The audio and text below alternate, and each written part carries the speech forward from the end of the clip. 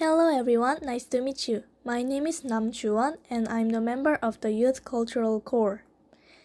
And today I will introduce to you about our Korean traditional house and about ondol, the Korean heating system, Korean traditional heating system.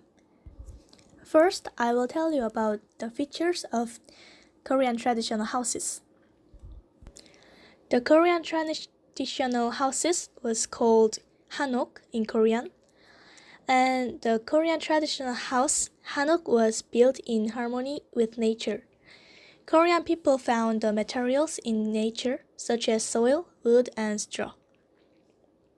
Second, the floors, doors, and columns were made of wood. The walls were made of a mixture of soil and straw. Nails were rarely used, so it was easy to move and rebuild the hanok. Third, hanok was influenced by Confucian ideas. Male and female quarters were separated. The men's quarter was called sarangche, and it was only for men, and anche was for women. Koreans live and sleep on the floor. They use ondol, meaning warm stone, which makes the floor warm.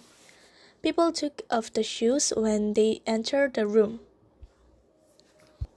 So it was the features of Korean traditional houses. And now I will tell you more about Korean traditional heating system, ondol. Now I will tell you about Korean traditional heating system called ondol.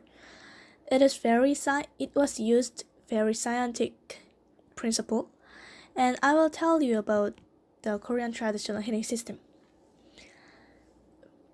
When the woman cooking in the kitchen, the hot fire made the hot air, so it go under the room, the passageway, and it's hitting the room very hot, and the hot air go around to the chimney. So it is very scientific technology in the Joseon dynasty. I think the Korean traditional heating system is very awesome, I think now too. So I will tell you about fun stories of the Korean traditional heating system. The first is in the Korean traditional houses, there are no second floor buildings, almost one floor buildings, because that during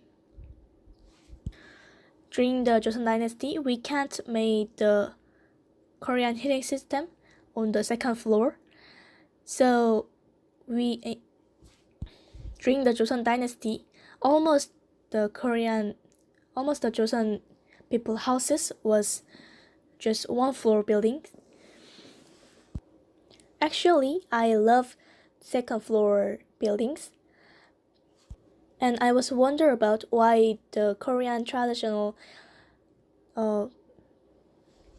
houses there are no second floor buildings, and I was surprised about this story.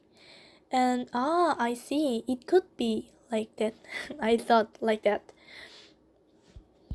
So during the Joseon dynasty, when we built second floor buildings, the first floor buildings people can live very warmly, but the second floor people can't join like warm and hot system, because during the cold winter it could be very cold, isn't it? So I surprised about that story, and it was interesting. And I wonder about that too, because when how the Korean traditional heating system was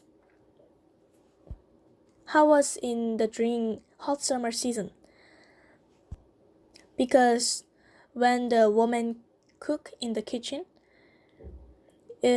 hot air is produced, and it always go and make the hot air and make the room warm.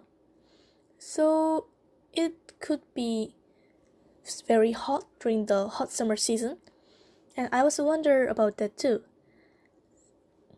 But I was interesting about this story too, because during the summer season, it have a kitchen and outside of the house. So the woman cook in the kitchen, and its kitchen is outside. It's placed outside, so woman cook in outside, and the Korean heating system is not used during the summer season, and that's why the Korean traditional heating system is only used like cold winter season like that.